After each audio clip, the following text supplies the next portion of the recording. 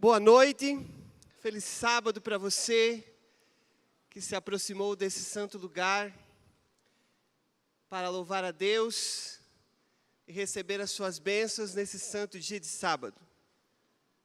Queria convidar você para abrir a sua Bíblia no último livro, no livro do Apocalipse.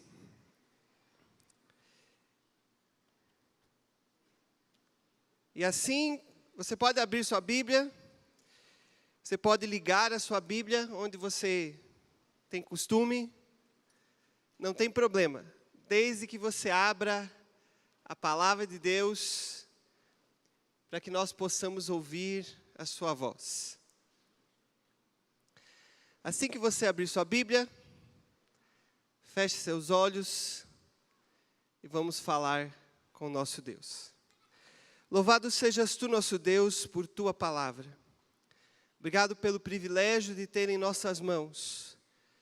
Rogamos que teu Espírito esteja agora neste lugar, trabalhando em cada mente e coração, para que acima de tudo mais, nós possamos ouvir a tua voz. Fala conosco, Senhor. Nós rogamos no doce nome de Jesus. Amém. Apocalipse, capítulo 1. Gostaria de ler junto com vocês os primeiros 3 versos.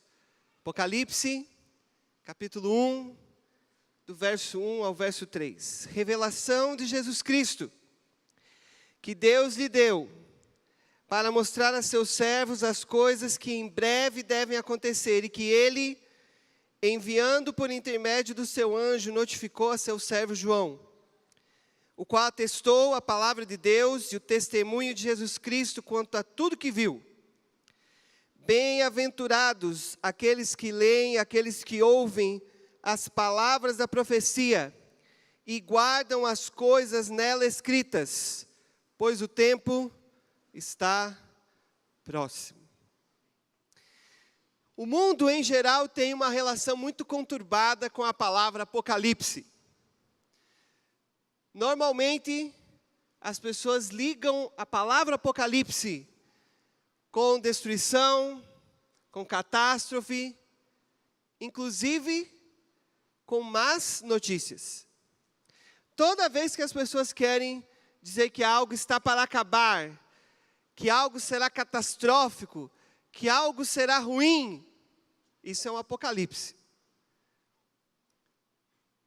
Porém, biblicamente, a palavra apocalipse tem outra conotação completamente diferente. E isso é tão importante que a gente vai parar um pouquinho só para olhar para isso.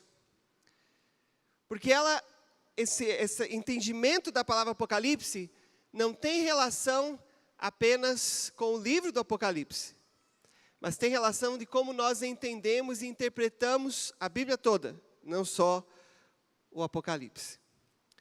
A palavra Apocalipse vem de um verbo grego, apocalipto, que significa revelar, descobrir, tirar a coberta. Toda vez que você está em casa cozinhando, especialmente arroz, que arroz é uma coisa desgraçada para queimar. Então, quando você está cozinhando arroz, constantemente você vai para a panela e tira a tampa para ver se está tudo ok, se a água secou e se não está cheirando já o bendito do arroz. Toda vez que você tira a tampa, um grego diria, você fez um apocalipse agora. Você fez uma revelação, você tirou a coberta para ver o que estava dentro. Mas o mais interessante do verbo apocalipto é que na Bíblia, toda vez que os escritores usavam esse verbo tinha de ver com a revelação de Deus. Tinha de ver com Deus se comunicando com as pessoas. Tinha de ver especialmente com Deus dando boas novas para as pessoas. Eu queria convidar você para abrir a sua Bíblia lá em Romanos. Romanos capítulo 16, os últimos versos a partir do verso 25. Durante esse trimestre na Escola Sabatina, nós estamos estudando o livro de Romanos. A gente está lá no capítulo 4, está no comecinho ainda. Tem muita coisa por vir. Mas Paulo, quando ele encerrou a sua carta aos Romanos, quando ele falou tudo que ele tinha para falar naquele documento sobre a salvação, sobre a pessoa de Jesus Cristo, como nós podemos ser salvos por sua graça, como nós podemos ser salvos pelo seu sangue, Paulo encerra a carta com as seguintes palavras: Ora, aquele que é poderoso para vos confirmar, segundo o meu evangelho, e a pregação de Jesus Cristo, conforme o Apocalipse. É a mesma palavra. Conforme o Apocalipse do mistério guardado em silêncio nos tempos eternos, e que agora se tornou manifesto e foi dado a conhecer por meio das Escrituras proféticas, segundo o mandado do eterno Deus, para obediência por fé entre todas as nações, ao Deus único e sábio, seja dada a glória por meio de Jesus Cristo pelos séculos dos séculos. Amém. Quando Paulo termina de contar tudo que ele tinha para dizer em Romanos sobre a salvação, sobre Jesus, sobre as boas novas de como nós somos salvos, ele vai dizer: isso é o Apocalipse. Esta é a revelação.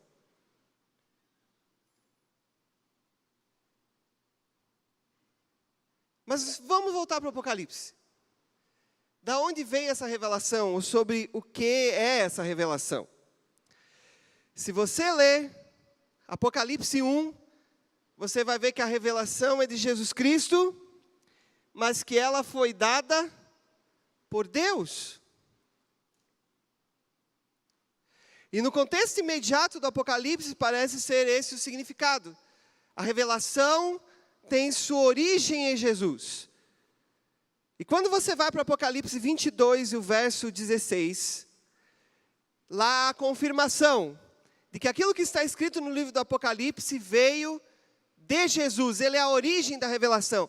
Olha o que diz lá: Eu, Jesus, enviei o meu anjo para vos testificar estas coisas às igrejas. Eu sou a raiz e a geração de Davi, a brilhante estrela da manhã. O finalzinho do Apocalipse também confirma que a origem da revelação está em Cristo, mas também está em Deus. Se você ler Apocalipse 22, 6, um pouquinho antes, está escrito assim: Disse-me ainda, essas palavras são fiéis e verdadeiras. O Senhor, o Deus dos espíritos dos profetas, enviou o seu anjo para mostrar aos seus servos as coisas que em breve devem acontecer. Portanto, de acordo com Apocalipse 1, 1 a 3, Jesus é quem dá a revelação. Ele recebe a revelação de Deus, e agora ele dá a sua revelação ao seu anjo. O anjo entrega a revelação a João, e nós hoje temos a revelação por causa daquilo que Jesus disse a João. Contudo, depois dos primeiros 3 versos do Apocalipse, tudo que acontece no Apocalipse tem de ver com Jesus. Se você ler a visão de Apocalipse 1, a partir do verso 9 até o verso 20, o centro é Jesus. Quando você vai para o Apocalipse 2 e 3, é Jesus que conversa com a igreja e manda as suas mensagens. Quando você vai para o Apocalipse 4 e 5, o centro da adoração está em Cristo. Quando você vai para o Apocalipse 6 a 8, quem abre os selos é Cristo. E assim por diante. No Apocalipse, Jesus não é apenas aquele que dá a revelação. Jesus é aquele de quem fala a revelação. Ele é tanto revelador, como aquele que é revelado. João já tinha escrito isso, pelo menos do ponto de vista canônico, lá no Evangelho de João, no capítulo 5 e 39.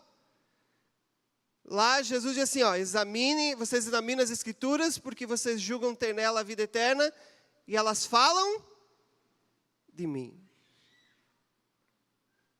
Por que isso é tão importante? E eu quero dizer para você.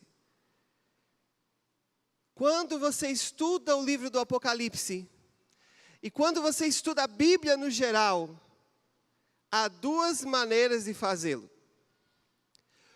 Ou você fica fuçando a Bíblia para comprovar as suas próprias ideias, ou você lê a Bíblia para conhecer Jesus. Especialmente falando do Apocalipse, muita gente estuda o Apocalipse e descobre várias coisas. Descobre quem é a besta, descobre quem são os gafanhotos que vêm do abismo, descobre quem é a estrela cadente. Eles sabem até o tamanho do chifre da besta, mas eles não conhecem Jesus. O Apocalipse fala de muitas coisas, a Bíblia fala de muitas coisas, mas se você não descobrir Jesus nas suas páginas, não adianta nada. Apocalipse 1, do 1 ao 3, está dizendo que eu posso ler toda a profecia, mas se ela não estiver centrada na pessoa de Cristo, não adianta nada. E a minha pergunta para você é simples. Quando você abre a sua Bíblia, o que você está procurando lá dentro? O que você está buscando? Você quer um versículo bíblico para meditação que você tem que fazer em algum lugar? Você abre a Bíblia porque você quer dizer 7 lá na escola sabatina? Você lê a Bíblia para provar por A mais B que você está certo e que outra pessoa está errada? Ou você lê a Bíblia para conhecer Jesus? Para saber quem Ele é? Para saber o que Ele fez, o que Ele faz e o que Ele fará por você? Isso faz toda a diferença. Deus está esperando uma geração de adoradores que abra a sua palavra e busque encontrar Jesus. Como você tem lido a Bíblia? Essa é a primeira pergunta que eu queria deixar para você nessa noite. Mas a Bíblia continua e explica um pouquinho como é que Deus deu a sua revelação no Apocalipse. E eu confesso para você que todo estudo bíblico que a gente faz sobre o Apocalipse, a gente explica para os estudantes como é que a revelação do Apocalipse foi dada. Abra aí sua Bíblia em Apocalipse 1. Eu sei que você não fechou, mas dá uma olhadinha aí. Apocalipse 1, verso 1. A Bíblia diz assim: revelação de Jesus Cristo, que Deus lhe deu, para revelar a seus servos as coisas que em breve devem acontecer, e que ele, Jesus, enviando pelo seu anjo, notificou ao seu servo João. Então, olha só. O Apocalipse diz assim, ó. Deus tinha a revelação, Ele entregou para Jesus. Jesus entregou para o anjo entregou para João, e João entregou para a igreja. E essa revelação chegou até eu e você hoje. Bênção, né? A pergunta é, o que adianta eu saber que a revelação do Apocalipse foi dada assim? É só para preencher o estudo bíblico? E eu ficava me perguntando isso. Por que é que Deus mostrou um mecanismo que, pelo menos aparentemente na superfície, é tão complicado? Deus dá a revelação para Jesus, aí Jesus passa para o anjo passa para João. Jesus não podia ter dado direto esse negócio? Por que está desse jeito? Simples. Depois de tanto bater a cabeça, eu descobri algo. Por que que Deus fez questão de dizer para mim e para você como é que a revelação foi dada? E a chave está lá em 2 Pedro, capítulo 1, verso 20 e 21. Apocalipse 1 está dizendo, em outras palavras, o que Pedro escreveu em 2 Pedro 1, 20 e 21. Sabendo primeiramente isso, que nenhuma profecia da Escritura provém de particular elucidação, porque nunca jamais qualquer profecia foi dada por vontade humana. Entretanto, homens santos falaram da parte de Deus, movidos pelo Espírito Santo. Sabe por que tem essa cadeia da revelação todinha?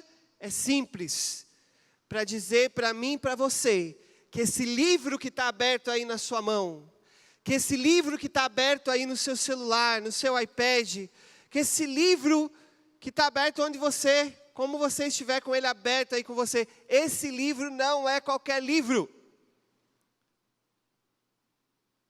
As ideias que estão no Apocalipse não vieram da cabeça de João. João não estava lá em Patmos, preso, e pensou assim, poxa vida, seria tão bom escrever um livro muito doido, que quase ninguém ia entender, e que vão ficar quebrando a cabeça anos e anos a fio. Vou escrever o Apocalipse.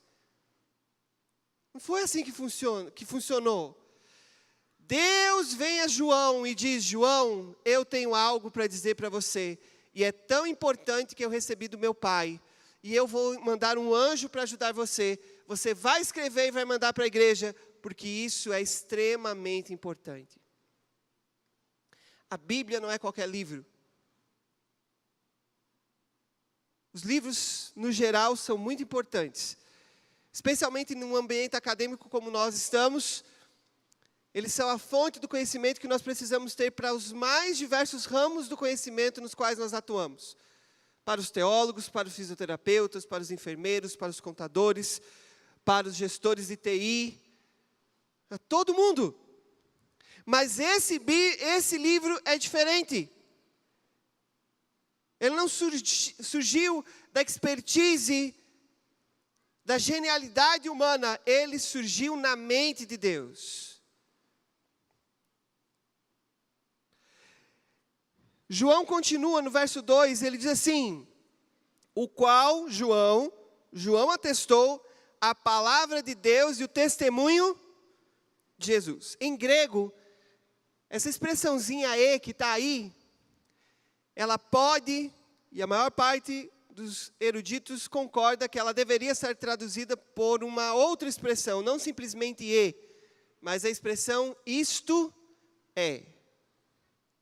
Leia trocando o "e" pelo "isto é", o qual atestou a palavra de Deus, isto é, o quê?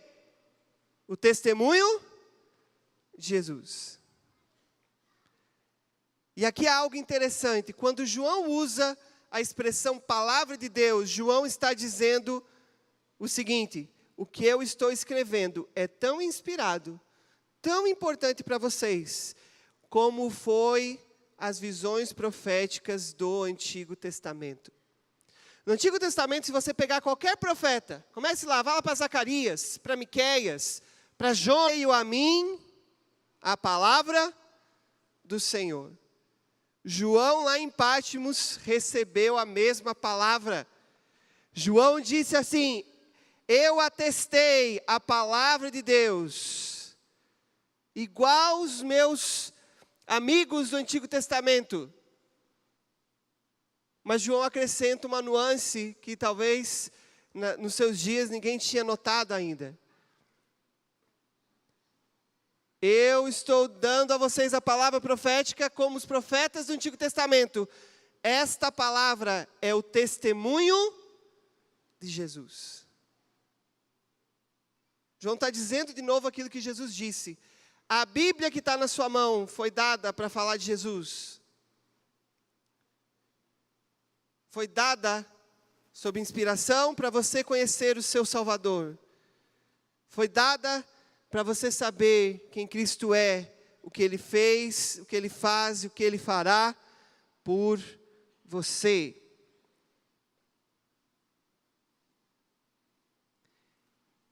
E aí vem a segunda série de perguntas que eu gostaria de fazer para você. Como é que você tem se aproximado da palavra de Deus? Será que os anos de igreja, será que as atividades do dia a dia, será que sua familiaridade ou pelo menos a sensação que você tem da sua familiaridade com a palavra de Deus, tem tornado você descuidado ao tomar a Bíblia em suas mãos? Será que a Bíblia se tornou apenas mais um livro na sua biblioteca? Acho que alguns já viram esse vídeo, é um vídeo que já circula há algum tempo na internet. No vídeo, aparece a chegada de 2 ou 3 caixas grandes de Bíblia para uma tribo no meio da África. Essa Bíblia levou anos para ser traduzida para o dialeto específico daquela tribo. Antes eles tinham a Bíblia em outro dialeto, que não era muito parecido. E agora, imagino que tenha sido uma sociedade bíblica, mandou um linguista, passou lá algum tempo, para eles poderem ter a Bíblia na língua deles. E o vídeo vai mostrar a chegada do avião, eles retirando as caixas e entregando as Bíblias na mão dessas pessoas. Eu confesso que toda vez que vejo esse vídeo, como diria Daniel, eu fico corado de vergonha. Aquelas pessoas tomam a Bíblia nas mãos e choram.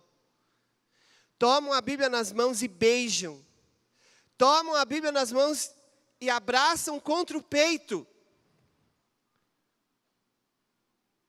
E cantam. E pulam. Enquanto o sorriso está na boca, as lágrimas caem dos olhos. Porque tem uma Bíblia na mão. Às vezes me pego pensando que eu tenho várias na minha biblioteca. E quando eu tomo a Bíblia nas mãos, não choro mais. Talvez você tenha várias na sua casa. Você não precisa nem ser pastor para isso. Uma casa de um bom adventista, provavelmente o pai, a mãe e as crianças têm Bíblia. Já são 3. Como você se sente quando você toma a Bíblia nas mãos? Olhe para esse livro que está aí na sua mão. Não precisa olhar para mim agora não, olha aí para o seu livro. Esse livro não é terreno, esse livro veio do céu. Esse livro é a palavra de Deus. A Bíblia diz que a palavra de Deus criou o mundo. Esse livro que está nas suas mãos não é qualquer livro. Esse livro que está nas suas mãos tem o poder de criar. Ele pode recriar a sua vida também. Como você tem se aproximado da palavra de Deus? Verso 3 de Apocalipse 1 começa tem registrado aí a primeira bem-aventurança do livro do Apocalipse. No Apocalipse nós temos 7. Começa com essa.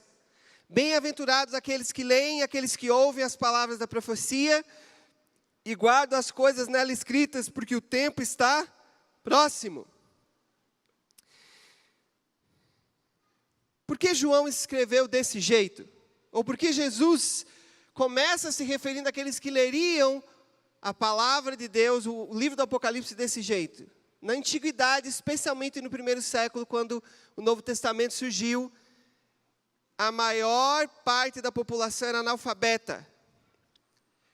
Hoje é o contrário, a maior parte da população é alfabetizada, pelo menos consegue codificar a língua escrita para falar, para ler e assim por diante. Nos tempos bíblicos, especialmente no primeiro século, nós estamos estudando aqui o Apocalipse, isso não era a norma. Ler e escrever eram atividades especializadas. Você tinha que ir quase que para a faculdade para você poder saber fazer essas coisas. E quem lia, quem sabia ler e escrever, quando lia, normalmente não lia em silêncio como nós fazemos hoje. Na verdade, quem sabia ler e não lia em voz alta, era considerado até mal educado, porque estava escondendo as coisas. Então, quando você lia, normalmente você lia em voz alta, para as pessoas ouvirem. E isso era extremamente importante no ambiente da igreja. Quando Paulo enviava suas cartas, quando os primeiros evangelhos começaram a circular, quando as comunidades se reuniam, a maior parte das pessoas não sabia ler. Um dos irmãos tinha que se colocar no meio deles e dizer: agora eu vou ler para vocês o que Paulo enviou para a igreja aos romanos. Deixa eu ler aqui para vocês. E lia. Quando o Apocalipse primeiro surgiu e foi enviado para as igrejas, eu imagino esse livro chegando lá em Tiatira.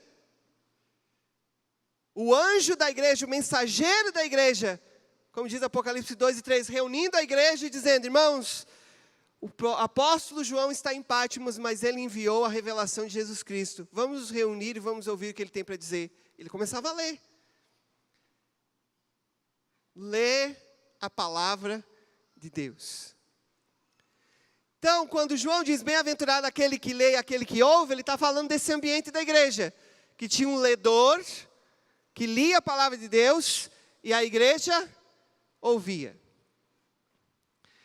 Se a gente fosse transportar isso para hoje, Deus tem uma bênção especial para mim, que estou falando com vocês sobre a palavra de Deus, mas também tem uma bênção especial para você que está ouvindo a palavra de Deus.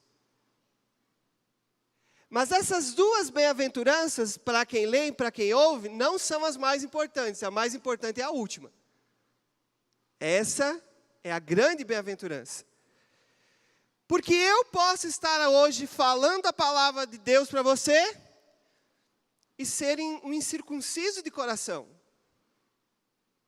Ter alguém que realmente não está antenado com a palavra de Deus. Ter apenas um monte de conhecimento nessa cabeça e estar transmitindo isso para vocês automaticamente, como um robô. Você pode estar sentado aí sem ouvir a palavra de Deus. Pode ser que isso esteja acontecendo agora. Eu me lembro que quando eu sentava aí, de vez em quando tinha alguém atrás atrapalhando eu ouvir a palavra de Deus. Aqui não acontece mais isso, eu imagino, né? Mas se estiver acontecendo, você pode estar aqui e não estar dando a mínima para aquilo que está sendo dito. Ou pode até estar ouvindo e estar entrando por um ouvido e saindo por outro, se é que isso é realmente possível. A grande bem-aventurança está no final. Bem-aventurado aquele que lê, bem-aventurado aquele que ouve, mas bem-aventurado aqueles que guardam as coisas nela escritas. E a razão é simples, porque o tempo está próximo. Sabe o que João está dizendo aqui? O que Tiago já tinha dito antes. Queria que você abrisse sua Bíblia em Tiago, no capítulo 1, versos 22 a 25. Tiago, capítulo 1, do verso 22 ao verso 25. Tiago diz: tornai-vos, pois, praticantes da palavra, e não somente ouvintes, enganando-vos a vós mesmos. Porque se alguém é ouvinte da palavra e não praticante, assemelha-se ao homem que contempla no espelho o seu rosto natural. Pois a si mesmo se contempla e se retira, e para logo se esquece de como era a sua aparência. Mas aquele que considera atentamente na lei perfeita, lei da liberdade, e nela persevera, não sendo ouvinte negligente, mas operoso praticante, esse será o quê? Bem-aventurado no que realizar. Essa verdade é uma verdade para toda a Bíblia, mas ela é especialmente verdade para o Apocalipse. Como eu disse antes, eu posso ler o Apocalipse apenas para conhecer os sinais, mas João está dizendo que o que foi escrito no Apocalipse foi escrito para ser guardado, foi escrito para mudar a minha vida, foi escrito para mudar o jeito que eu vivo. Não adianta nada conhecer os detalhes do Apocalipse, não adianta nada conhecer os detalhes da Bíblia, se ela não modificar a maneira como eu vivo, a maneira como eu enxergo a realidade, a maneira como eu lido com o meu semelhante, a maneira como eu me relaciono com Deus. O Apocalipse diz que são bem-aventurados aqueles que guardam as palavras da profecia por uma razão, porque o tempo está próximo. Alguns às vezes se perguntam, mas mais de 2000 anos que João escreveu isso aqui, como é que estava próximo? Você precisa entender a proximidade do tempo, especialmente no Apocalipse, sob 3 perspectivas. A primeira, Jesus queria retornar para os seus filhos quando o Apocalipse foi escrito, senão não teria escrito o que escreveu. Segundo, os cristãos que receberam o Apocalipse esperavam que Jesus voltasse nos seus dias. Se você não tem certeza, leia a primeira e a segunda carta aos Tessalonicenses. Mas a terceira é a mais importante. A volta de Jesus sempre tem de ser vista da perspectiva da sua vida. Porque, biblicamente, quando eu e você morremos, Jesus volta. Quanto tempo você vai viver? Não sei. Vamos supor que você seja um caba saudável. Se exercita, se alimenta bem, dorme bem, respira ar puro, toma um banho de sol todo dia. Que você viva 100 anos. 100 anos é muito pouco tempo, comparado com 2000. Não sei se todo mundo vai chegar lá. E não importa, porque no momento que eu e você morremos, Jesus volta para mim e para você. Portanto, não importa a sua idade, Jesus está bem mais próximo agora do que quando você nasceu. Eu não sei o que vai acontecer comigo e com você quando a gente sair deste templo. Pode ser que hoje, alguns de nós nos encontremos com Jesus. O tempo está próximo. Bem-aventurados os que leem, os que ouvem, mas bem-aventurados os que guardam as palavras da profecia, porque o tempo está próximo. O que você tem feito com a revelação de Jesus Cristo?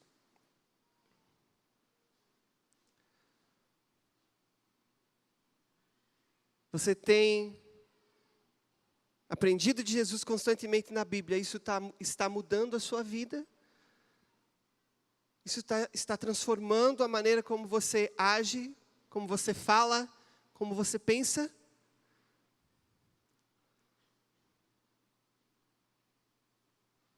A Bíblia tem implicações práticas na sua vida? A palavra de Deus foi dada para fins práticos.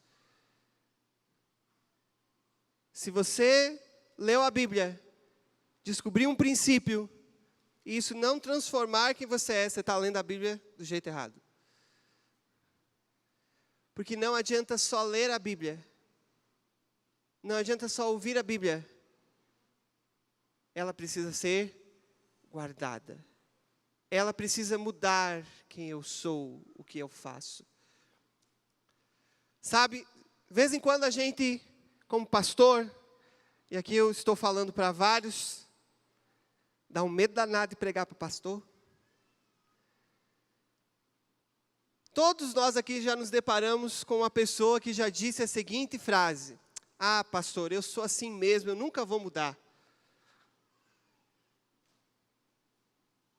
Cristão, adventista, supostamente que crê na palavra. Talvez você já tenha dito isso. Eu já disse. Sabe o que a gente está dizendo? Senhor, eu quero conhecer a Bíblia, mas eu não quero ser modificado. Eu não quero ser transformado, está bom do jeito que eu estou. Deus não deu a sua palavra para isso. Deus deu sua palavra para mudar você aqui, preparando você para a grande mudança que vai acontecer daqui a pouco, quando Ele voltar. Quer ser feliz e bem-aventurado, como diz a Bíblia? Você precisa de tempo com a palavra, mas você precisa ser modificado por ela. Você tem permitido que a palavra de Deus mude você? Você tem permitido que Jesus, o grande assunto da Bíblia, transforme você? Quero encerrar contando uma história. ou pelo menos uma perspectiva da história.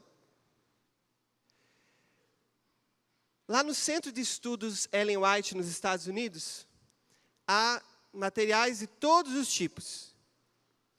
E um dos objetos mais preciosos que nós temos lá é a Bíblia de um homem chamado William Miller, ou Guilherme Miller, como nós conhecemos em português.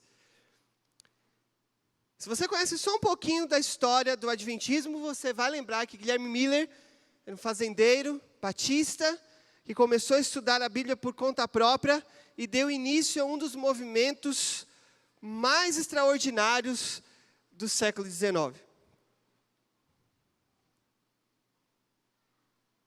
Estudando a Bíblia, pouquinho de cada vez, comparando verso com verso, estudando especialmente as profecias de Daniel, Miller chegou à conclusão de que Jesus ia voltar ali por volta dos anos 1840. Se houve alguém que pregou sobre a iminente volta de Jesus, foi Miller. Mas essa Bíblia de William Miller, que está guardada lá no Centro de Estudos Ellen White, nos Estados Unidos, o que essa Bíblia revela é algo que às vezes passa despercebido da gente. Estudando o desgaste da Bíblia, os curadores do museu e do Centro de Estudos lá descobriram que as passagens proféticas estão bem desgastadas. Mas a segunda parte mais usada por Miller eram os evangelhos.